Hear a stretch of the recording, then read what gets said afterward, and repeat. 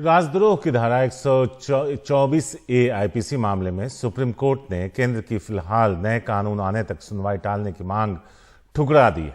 फैसला सुनाते हुए सीजेआई डीवाई चंद्रचूड़ ने कहा, 124A के प्रावधान सरकार को राज्य से जोड़ते हैं। सरकार के प्रति किसी भी तरह की नाराजगी को देशद्रोही चरित्र के रूप में नहीं पढ़ा जा सकता।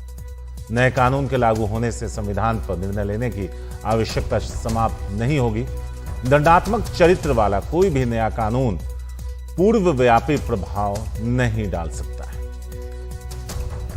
आशीष भार्गव हमारे साथ हैं इस मुद्दे पर बात करने के लिए, सीधे उनके पास चलते हैं।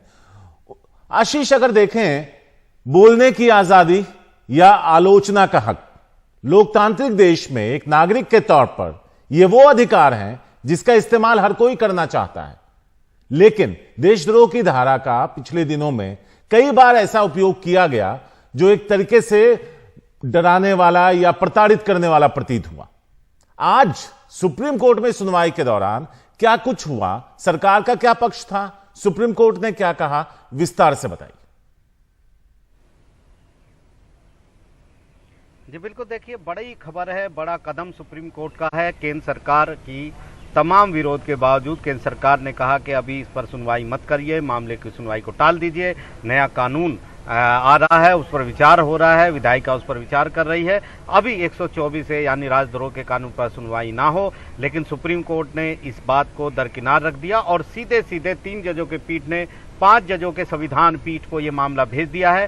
केदारनाथ का फैसला 1962 का जो 5 जजों का केदारनाथ का जो फैसला था, जिसमें राजद्रोह को वैध ठहराया गया था, बरकरार रखा गया था, उस फैसले पर फिर से विचार करने को तैयार हो गया है सुप्रीम कोर्ट। और सुप्रीम कोर्ट ने 5 जजों के संविधान पीठ को ये मामला भेज दिया है। 5 जजों का संविधान पीठ अब फैसला करेगा कि जो राजद्रोह का जो कानून था वो ठीक है या नहीं, या उस पर आगे विचार करने की जरूरत है। अगर आगे विचार करने की जरूरत होगी तो फिर इसे आगे 7 जजों के पीठ को भेजा जाएगा। एक बेहद बड़ा फैसला है। चीफ जस्टिस डीवाई चंद्रचूड़ ने साफ किया है कि जब तक 124 यानी राजद्रोह को 1962 के फैसला बरकरार है, राजद्रोह आज भी लागू है।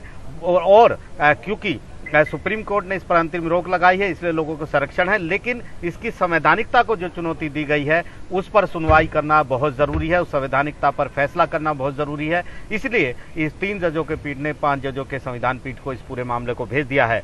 सुप्रीम कोर्ट ने बड़ी टिप्पणी भी की है कि राजद्रोह के कानून के मुताबिक सरकार का मतलब क्या राज्य होता है, या सरकार के प्रति जो असंतोष होता है, क्या उसे राज्य के प्रति असंतोष कह सकते हैं? ये बड़े सवाल हैं और ऐसा नहीं होना चाहिए। इसलिए इस मामले को 5 जजों के संविधान पीठ के सामने भेजा गया है। केंद्र सरकार लगातार विरोध कर रही थी। Solicitor general Tushar Mehta, attorney general R Venkataraman कह रहे थे कि अभी सुप्रीम कोर्ट को सुनवाई टाल देनी चाहिए, लेकिन सुप्रीम कोर्ट ने कहा कि अब नए कानून भी आ जाते हैं तो क्योंकि देशद्रोह का कानून पुराना कानून है तो नया कानून पूर्वव्यापी लागू नहीं होगा, वो आगे से लागू होगा।